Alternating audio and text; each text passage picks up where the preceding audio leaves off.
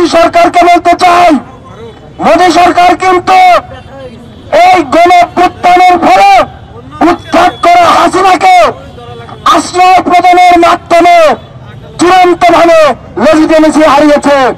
একটি রাষ্ট্র, সেই রাষ্ট্রের অভ্যন্তরে অবস্থিত বাংলাদেশের high commission, deputy high commission, আমরা দেখেছি কলকাতা হাই কমিশনের সামনে তারা বাংলাদেশের জাতীয় পতাকার অবমাননা করেছে।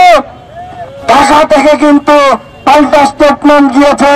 আগরতলায় যে ডেপুটি হাই কমিশন ছিল, সেই হাই কমিশনের ভেতরে ঢোকে বাংলাদেশিদের ধরো পেটানো হয়েছে। আমরা বলতে চাই, পাল্টা স্টেটমেন্ট যেন বাংলাদেশের এই গণঅভ্যুত্থানকারীদের পক্ষ থেকে না যেতে হয়, তাহলে কিন্তু মুরগির গলা চাপ দিয়ে ধরা হবে। সংগ্রামী ভাই বোন বন্ধুগণ, আমাদের তরফ থেকে স্পষ্ট বার্তা, ভারতের বাংলাদেশিদের কখনোই সংখ্যালঘুদের নিরাপত্তা কিভাবে দেওয়া হয় সেটি শেখানো লাগবে না। আপনারা আপনাদের নিয়ে ভাবেন, আমরা ভারতের জন্মের ইতিহাস জানি, ভারতের পরবর্তী ইতিহাসও জানি। আমরা জানি হায়দ্রাবাদের ইতিহাস, আমরা জানি 2018 সালে কিভাবে কাশ্মীরে গণহত্যা চালানো হয়েছে।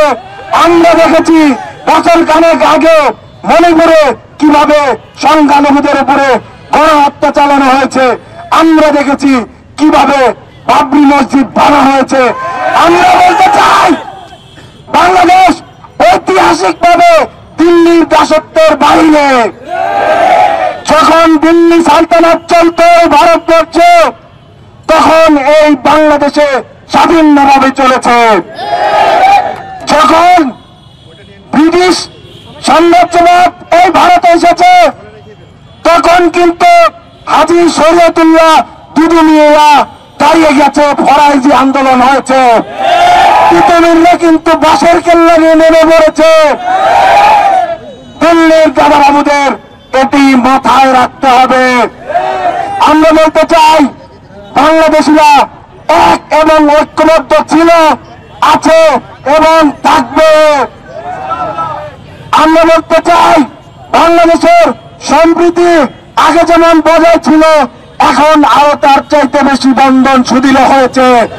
কেউ যেন আমাদের দিকে রক্তচক্ষু দিয়ে না তাকায়। আমাদের বিপ্লব কিভাবে রক্ষা করতে হয় আমির সাইদ আমাদের দেখিয়ে দিয়েছে।